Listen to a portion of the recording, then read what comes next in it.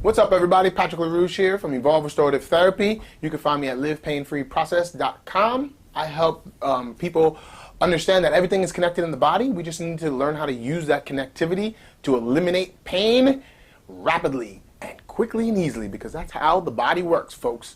So it's not all about the physical aspect, but today what we're going to be talking about is what we viewed in last week's view of bicep tendinitis and having a different look. Last week we spoke about the concept of we're using too much muscle out in front of us because we might be in a different environment, or we might just have the personality type that we have to muscle things all the time. We always have to do things in really, really hard ways, and we just like using our muscle tissue a lot, which then unstabilizes our body.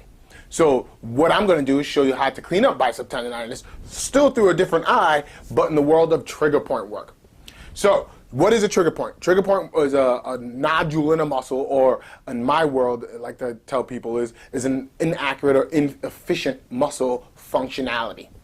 You know, it's muscle tissue that's not functioning properly. It's just binding rather than moving. So what happens in that world is we have to get that muscle tissue to learn how to open and expand. But the classic definition of a trigger point is a nodule in a muscle that refers someplace else. So if you guys heard me say in the past that you never want to go head on with an injury or pain, because you will lose 100% of the time. I would say 98% of the time, because your body is designed to protect it, and it's telling you that place is at fault for a reason. So it's not going to let you in very easily. And if you do get in and you do make it better by going head on, all it did was trick you. It said, all right, I don't want you messing with this area anymore, so fine, I'll stop giving you that pain response, but it's going to recycle again, even worse, which is making it harder for you to get in, or it will take that issue and compensate someplace else and start ticking away on something else. So where do we look for bicep tendinitis is where we want to start looking in the world of trigger point work. So ask yourself, what refers to the front part of the shoulder, forcing the front part of the shoulder work harder? And it's the behind you. It's actually your infraspinatus. It's all the rotator cuff muscles. That's all behind you. So everything in the posterior capsule is going to refer to the anterior capsule. So take a look at the screen.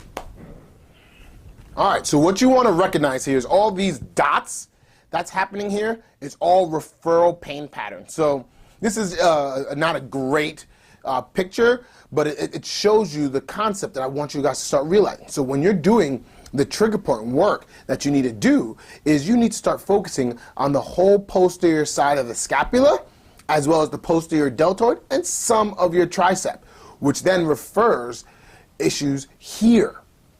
You want to start gaining more and more awareness of what's happening in that posterior girdle, because that's going to really refer here. So that's the concept of, that's one of the many different areas that I want you to focus on for trigger point work. Now let me tell you how to do it. So it's actually relatively easy for you to do trigger point work on your posterior side of your body. All you need is your trigger point device of choice, whether it be a handball, which is my favorite. You can use a tennis ball. You can use a doorknob. You can use a wall. You can use anything to get to these areas.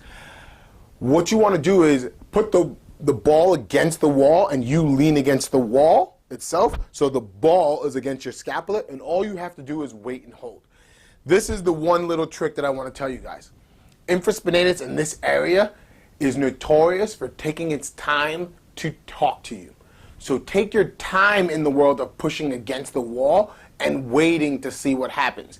Do it with ease, do it with grace, so your body says, all right, this is a delicate area, I don't have to protect against you. It's actually going to allow you in. Okay? That's going to be very important for you to understand. Take your time with this. Put the ball against the wall, lean against the wall, and it'll start to talk to itself. If you need more help, I have the complete injury prevention program to your liking. All you have to do is just go to it and purchase it, and it's all yours, and it'll show you everything in the world of trigger point work, as well as foam rolling and stretching. So take a look at that, but my caveat is take your time with this, guys. It's really, really slow, and then you'll start noticing all the stuff that refers in the front part of the shoulder, and that's how you inadvertently start to take down the concept of bicep tendinitis, and no longer will you need to muscle things all the way out here, because you'll start having that range of motion that's forcing your body to move with you, okay?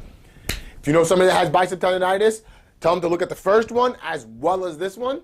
Guys, I love the questions that I'm getting. I'll see you on the next one. Bye.